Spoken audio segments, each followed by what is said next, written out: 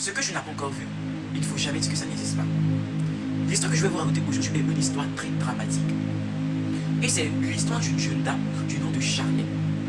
Charlène vient d'une famille très pauvre. Elle vivait à Divonne, l'une des villes de Côte d'Ivoire, avec sa mère. Tellement la galère et la pauvreté les accablait, elle a décidé de venir dans la ville d'Abidjan, histoire de venir se débrouiller. Dès son arrivée à Abidjan, elle se donnait à des petits travaux, c'est-à-dire les travaux de ménagère. Elle était tantôt passée, tantôt par là, en train de se débrouiller. Mais je ne peux continuer l'histoire sans le générique. Générique.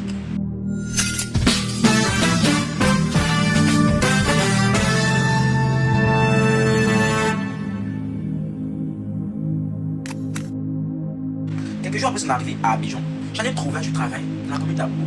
De ce fait, Charlène est allée chez la dame, arrivée chez la dame dans les débuts, ça allait très bien, pas de problème. Arrivé au moment, elle voit que les tâches ménagères sont en plus finies. Elle pouvait attacher plus de 2 bassins de bissap par jour, 3 bassins de yémon pour les assiettes sales, les corvées ici, les corvées par là. Elle n'avait plus de repos. Donc la bonne dit, ah, si c'est comme ça, je vais aller me chercher ailleurs. Parce que après on est travail, on est dedans, on se repose pas. Moi je peux pas. Donc elle dit, ok. Maintenant la stratégie de Charlène, c'était comment quitter la maison de la dame. Donc, elle était là, on dit, trop pressée, arrive au retard. Elle a gardé son calme. Elle travaillait, elle était toujours là.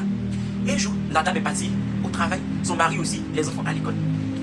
Par la grâce de Dieu, la femme l'avait payé dans cette période-là. Elle a ramassé ses affaires, je vous dis, ramassé ses affaires. Emprunté son taxi, parti à Yopougon.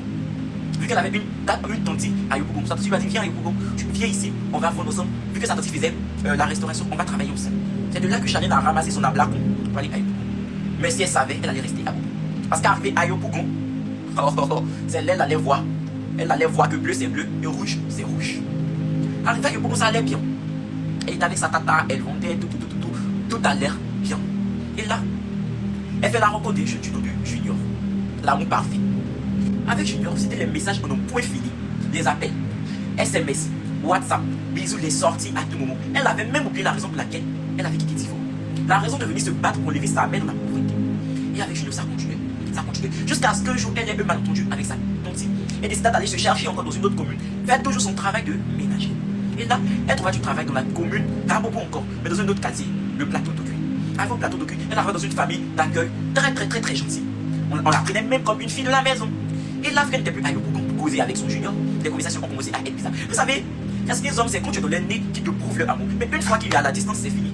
L'amour devient, on ne sait plus. L'amour disparaît, et puis, un beau jour, on te bloque, tu comprends rien.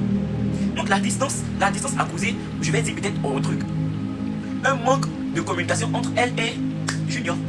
Et un jour, à sa grande surprise, elle voit Junior qui pose une autre fille au statut en souhaitant un HBD à cette fille. C'était